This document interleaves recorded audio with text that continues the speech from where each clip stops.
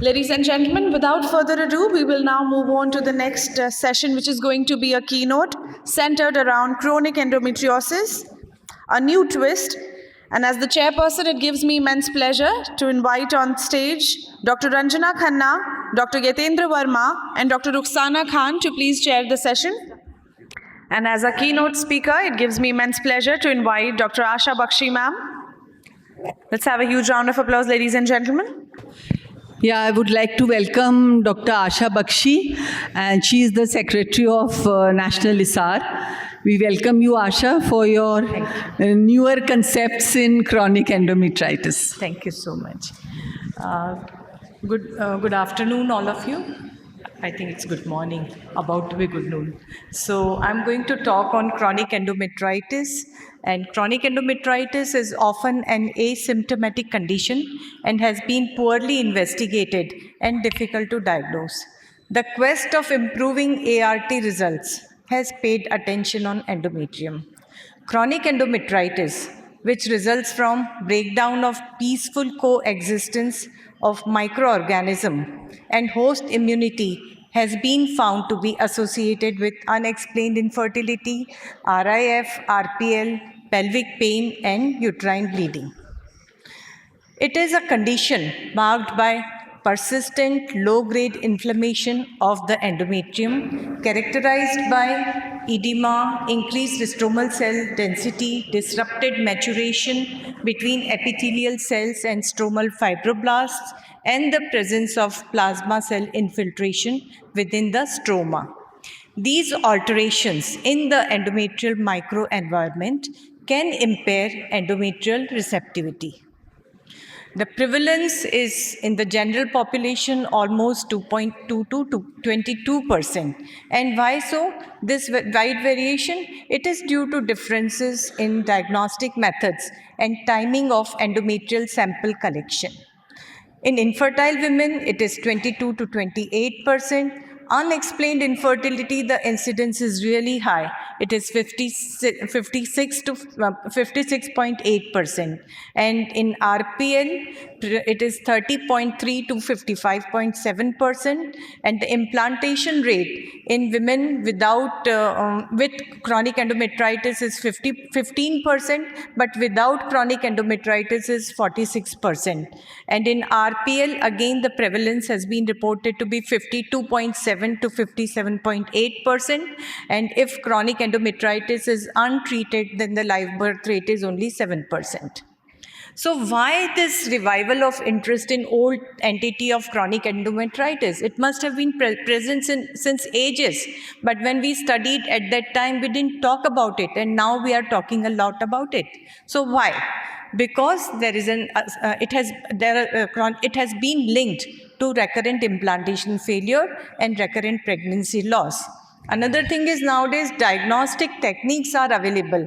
Just to get the diagnosis of endometriosis through histopathology is very difficult. And now because we are getting better and better in hysteroscopy and the picture of chronic endometritis, now we have got immunohistochemistry to identify the plasma cells through CD138 and molecular tests. This all have made the diagnosis more accurate and not vague. And this is now available even in our country. Now, impact of assisted reproductive technology, it has been found that chronic endometritis is associated with poor ART outcomes. Then these days, a lot of papers are on microbiomes, and there has been a link found between the microbiomes and chronic endometritis, and that has again revived a lot of interest. Therapeutically, there are some therapeutic implications. It has been suggested that treating chronic endometritis demonstrated better outcomes in managing unexplained infertility and chronic pelvic pain.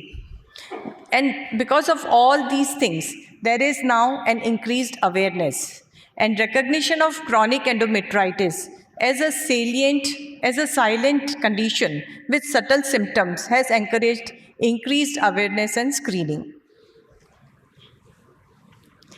Now, impact of chronic endometritis on reproductive outcome. There is reduced endometrial receptivity because of an inadequate microenvironment for implantation by disrupting the balance of inflammatory mediators and impairing trophoblast growth and altering immune regulation.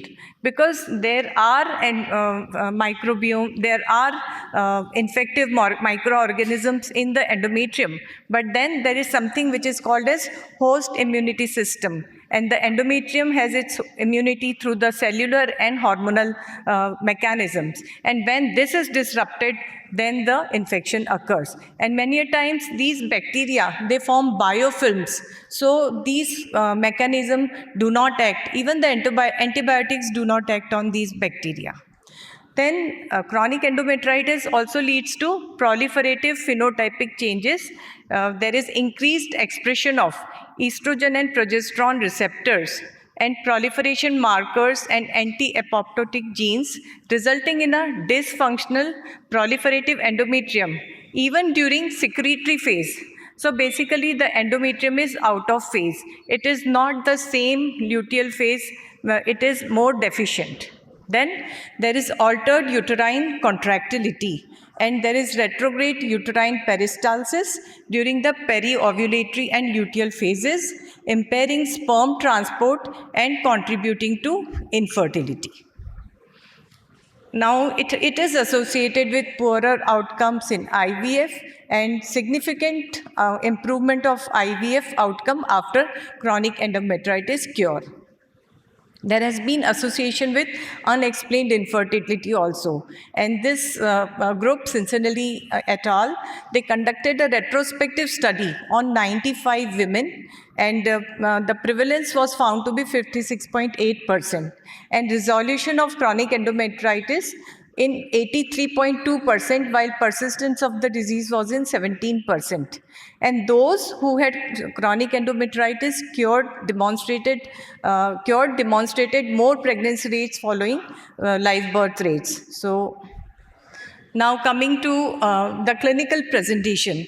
As we all know, it is mostly asymptomatic, and that is the reason it is very difficult to diagnose. We don't even think about it. And there may be certain vague symptoms like pelvic pain, chronic, which is often unexplained, then dysfunctional uterine bleeding, dyspareunia, leukorrhea. Many women may not show any obvious symptoms, leading it to being underdiagnosed and misdiagnosed. Now, what are the common infectious agents responsible? Conventionally, endometrium has been assumed to be sterile, but the recent advances in diagnostics has shown that many infectious agents may be there in endometrium. The most frequently implicated infectious agents in chronic endometritis are Enterococcus faecalis, Enterobacteriaceae, the Streptococcus species, Staph species, Gardnerella, Mycoplasma. Genital pathogens associated with sexually transmitted diseases, Ureaplasma urealyticum, Chlamydia, Trachomatis, Neisseria. And tuberculosis is common in India, though it is rare in developed countries. And even now, because the facilities are available and we are using RT-PCR techniques, and in our day-to-day practice, we are seeing many cases who have got E. coli, Staph aureus, Mycoplasma, Ureaplasma in our day-to-day practice also. Now, can ultrasound help in chronic endometritis? So the transvaginal color Doppler examination, it can help in having some suspicion. So persistently, there may be thin hypovascular endometrium. Altered junctional zone during both pre-ovulatory and secretory phases. Then there may be endometrial shreds. These are the persistence of focal or diffuse endometrial thickening. Postmenstrual is referred to as endometrial shreds. These may result from inflammatory process or inability of the uterus to evacuate during menses efficiently. Ultrasound predictive value. Endometrial focal thickening or echogenicity can predict chronic endometritis with sensitivity of 94.9% and specificity of 81.3% when hysteroscopy is used as the reference diagnostic test. So basically, we have been doing transvaginal sonography, but we didn't think about these findings. So maybe now if we keep these things in our mind, then maybe we will be able to at least pick up some cases, and that will help us in screening these cases. Now, hysteroscopy findings, the common hysteroscopic features that are focal or diffuse endometrial hyperemia, micropolyps, mucosal edema. Absence of any hysteroscopic feature does not rule out the diagnosis of chronic endometritis. So, endometrial biopsy should be obtained at the same time to confirm or refute the diagnosis. And it has been suggested that certain pathologies in the uterus are associated with more incidence of chronic endometritis like fibroid, intrauterine adhesions, and spatially retained products of conception. Almost 53.30% was the incidence. So maybe I think it is time to rethink. What happens is sometimes we do this medical termination, and afterwards we see few very small intrauterine retained products, and we think, oh, it will come out. But I think very important to keep that in mind and get rid of these through hysteroscopy so that chronic endometritis does not come up. Now, to diagnose chronic endometritis, you need plasma cells. And some people have taken the cutoff as 1 cell per HPF, some have taken 2, and some have taken 5. Now, conventional tissue staining and chronic endometritis. I think you need a pathologist who has special interest in diagnosing chronic endometritis. Otherwise, it is very, very difficult. It can be diagnosed by identifying more than 1 plasma cell per 10 high power field. And as I said, some groups have taken 2 and some groups have taken 5 also. And the features are superficial edematous changes in endometrium, increased stromal cells density, differential maturation rates between the epithelium and stroma, glandular stromal asynchrony, and eosinophil infiltration. So besides plasma cells, one has to look for these features also. Now, immunohistochemical CD138 staining. It is an important marker to identify plasma cells in the endometrium. And certain antibodies have also been suggested, and they are clone B34 and BA38, and they are specific antibodies that recognize CD138. Then histopathological immunohistochemistry is the currently most reliable and rapid method of diagnosing chronic endometritis with significantly reduced intra-observer and inter-observer variability. And plasma cells are identified by Brown staining in immunohistochemistry. In a study, sensitivity and specificity was found to be 66.7 to 48.9%. Now, microbial culture, it is the best thing if you can really have it. It is key tool for diagnosing chronic endometritis and helps in identifying pathogens and thus guided targeted therapy. The limitations are there may be contamination with vaginal bacteria, limited culture reliability, especially in fastidious organisms, and delay in culturing the bacteria. Now, newer diagnostic methods, they are RT-PCR or NGS. And in conventional methods, combining the two methods, that is histopathology and hysteroscopy and microbial culture, may improve the sensitivity and specificity. Now, how to treat? So, best is to find out what the organism is, and if we can get culture and sensitivity, that is the best thing, so that you treat the causative agent properly. But then if that is not possible, then empirical treatment with doxycycline 200 milligram per day for 14 days has been described. Some groups have used ciprofloxacin and metronidazole, and especially when there is repeat courses required, people have even used doxycycline with alone, another course, or doxycycline with metronidazole or ciprofloxacin with metronidazole. The live birth rates increased from 7% to 56% after receiving the treatment. And some studies have explored effectiveness of even progestogens in chronic endometritis, but data remain inconclusive. Is it important to recheck after the treatment with antibiotics? Yes, it is important because then you want to confirm the infection clearance, assess the treatment efficacy, prevent the relapse, monitor the reproductive health, and guide further interventions. Now, what to do?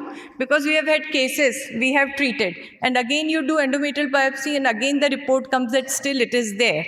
So, there is a global tissue of resistance, and antibiotic resistance in chronic endometritis is increasing with pathogens like Neisseria, Candida, Mycoplasma, and drug-resistant E. coli being implicated. And emerging MDR-CE, it is resistant to first-line treatment like Doxy, and it is seen in 21.2% of cases.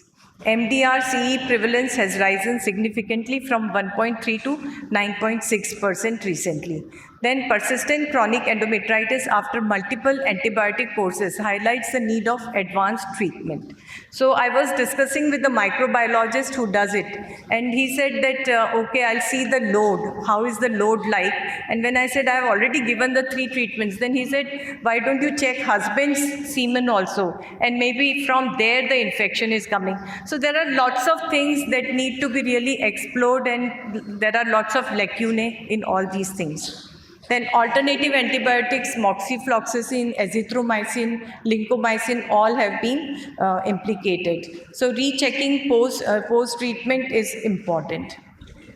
Now, hysteroscopic surgery as an alternative has also been suggested. So, they are women with chronic endometritis accompanied by uterine cavity deformities like endometrial polyps, fibroids, adhesions, RPOCs benefit significantly from hysteroscopic resection, and cure rates after surgery, even without antibiotics, range from 83 to 100%. So, there is a point in removing the polyps. Then hysteroscopic surgery combined with antibiotics enhanced reproductive outcomes in women with severe adhesions or deformities. Now, further considerations. Microbiome analysis may help identify resistant pathogens and guide the treatment. Further studies are needed to confirm the efficacy of advanced treatments like surgery and alternative antibiotics, especially in MDR-CE management. Installation or subendometrial injection of PRP has been reported by certain papers. Now, intrauterine antibiotic infusion. This is a novel approach in treating chronic endometritis. Oral antibiotic, though, is a gold standard. Treating these cases with intrauterine antibiotic infusion has been suggested, and people have reported clearance rates even up to 100%. And in this particular study, 40% presented with RIF were enrolled, and in 18 out of 20 patients, the combination arm were successfully treated. And similarly, in natural conception arm, there was good outcome. There were severe life-threatening or lethal side effects were not recorded in any of the treatments. Moderate or moderate side effects were reported for one patient. So this is something which can be considered, but still it really needs to be looked into. And tuberculous endometritis is very common in our country, and the damage it causes is too much, and it really leads to a deformed cavity, and many a times it can be treated, but most of the times they need really, if it is severe Asherman syndrome, then adoption or gestational surrogacy. Now, futuristic approach for chronic endometritis. One can think about more leveraging the PCR and NGS technology. Artificial intelligence can be used in histopathology because it is very difficult to diagnose the plasma cells. And targeted microbiome therapies, probiotic or prebiotic therapies for particular strains, then phage therapy using bacteriophages, and uterine microbiome transplantation. These are the futuristic things. Personalized medicine, genomic and epigenomic profiling, regenerative medicine using PRP or stem cell therapy, Focus on reproductive outcome and maybe artificial womb technologies would be useful. So friends, in reproductive medicine, attention to chronic endometritis reflects our commitment to leaving no stone unturned for our patients' dreams of a family. Thank you. Thank you very much, and I wish to invite you all for ISAR Embryology Conference to be held in September in Indore. Thank you very much once more. Thank you, Dr. Asha Bakshi Madam. You cover such an important topic completely in such a short time. You nicely presented the topic. Dr. Asha, I would like to say one thing, that I don't think we should keep on doing, repeat endometrial biopsies, because the more instrumentation that goes in, I think it will add fury to the fire. All these things I said that there is Yeah, no conjectures only, These yeah. are all thinking. It means I'm Yeah. just giving the points to think about. Yeah, yeah, No one really yeah. knows what's going on. Yeah. Thank you. Thank you.